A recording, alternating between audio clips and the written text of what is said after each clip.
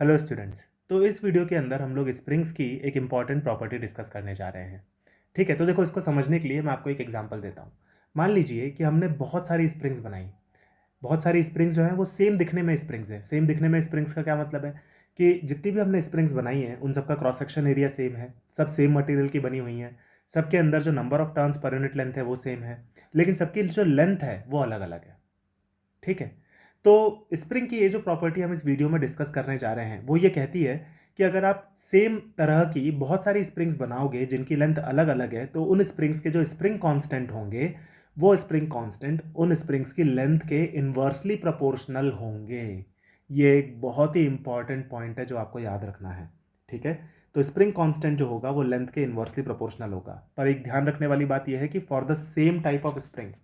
इसका क्या मतलब है कि अगर मान लीजिए आपने सेम टाइप की स्प्रिंग बहुत सारी बनाई है जिनकी अलग अलग लेंथ है, तो उनके जो स्प्रिंग कांस्टेंट होंगे वो उनके लेंथ के इन्वर्सली प्रोपोर्शनल होंगे। सेम टाइप ऑफ स्प्रिंग का क्या मतलब है? मतलब ऐसी स्प्रिंग्स जो कि सेम मटेरियल की बनी हुई है, सेम क्रॉस सेक्शन एरिया है, same number of turns per unit length है, एक्सेट्रा। ठीक है। तो ये प्रॉपर्टी एक इंपॉर्टेंट प्रॉपर्टी है जो कि एक स्प्रिंग्स के लिए होल्ड करती है। तो ये अलग अलग स्प्रिंग के लिए होल्ड नहीं करेगी कि मान लीजिए आपने एक आयरन की बनी हुई स्प्रिंग ले ली, एक कॉपर की बनी हुई स्प्रिंग ले ली, मान लो उनका क्रॉस सेक्शन एरिया सेम है, तो उनके स्प्रिंग कांस्टेंट उन दोनों स्प्रिंग्स के लेंथ के इन्वर्सली प्रोपोर्शनल हो जाएंगे, ऐसा नहीं होगा।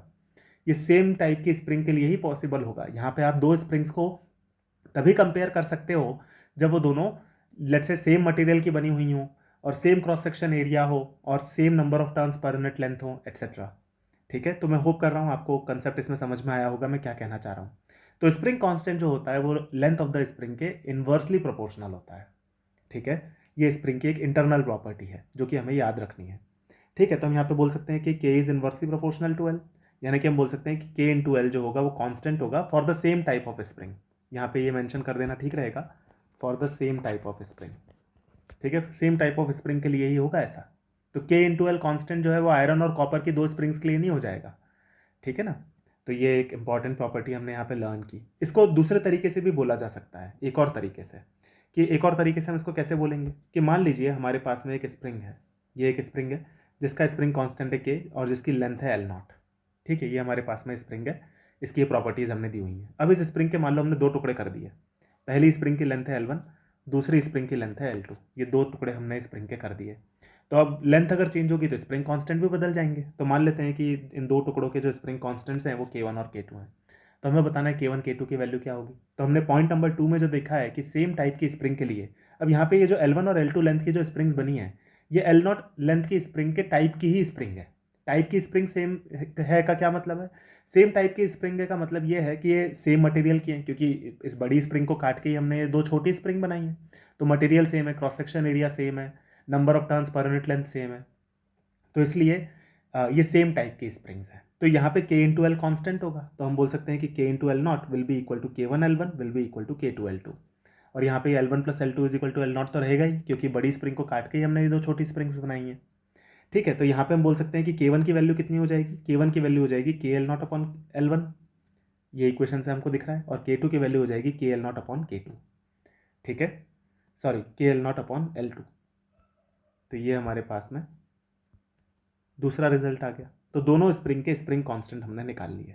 तो यानी कि अगर हमारे पास में एक बड़ी स्प्रिंग है जिसके हमने अगर कई सारे छोटे टुकड़े कर दिए, तो अगर हमें उन टुकड़ों की लेंथ पता है तो हम उन छोटे टुकड़ों के स्प्रिंग कांस्टेंट्स निकाल सकते हैं। ठीक है। तो ये एक इंपॉर्टेंट कंसेप्ट है जो कि हमने इस पेज पे डिस्कस किया है। ये आपको पूरा क्लियर होना चाहिए, याद होना चाहिए। ठीक है। अब इसके ऊपर एक छोटा सा एक एग्जाम्पल देख लेते हैं। तो देखिए, मान लीजिए हमारे पास में ये एक स्प्रिंग है जिसका स्प्रिंग कांस्टेंट और लेंथ हमको दिया हुआ है के और एल। ठीक है। मान लीजिए हमने इसके दो टुकड़े कर दिए। एक टुकड़ा है उसकी लेंथ है एल बाय थ्री, दूसरा टुकड़ा है उसकी लेंथ है टू एल बाय थ्री। ठीक है। और अब हमको बताना है कि इस एल बाय थ्री का जो टुकड़ा है इसका स्प्रिंग कांस्टेंट कितना होगा, और ये टू एल बाय थ्री वाला जो टुकड़ा है इसका स्प्रिंग कांस्टेंट कितना होगा। ठीक है। तो आप एक बार खुद से ट्राई कर लीजिए क्वेश्चन को, फिर उसके बाद में आप मेरे सॉल्यूशन को देखिए।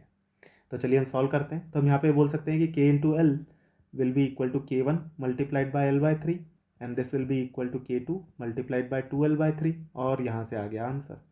के वन की वैल्यू हो जाएगी 3K और के टू की वैल्यू हो जाएगी 3K बाय टू।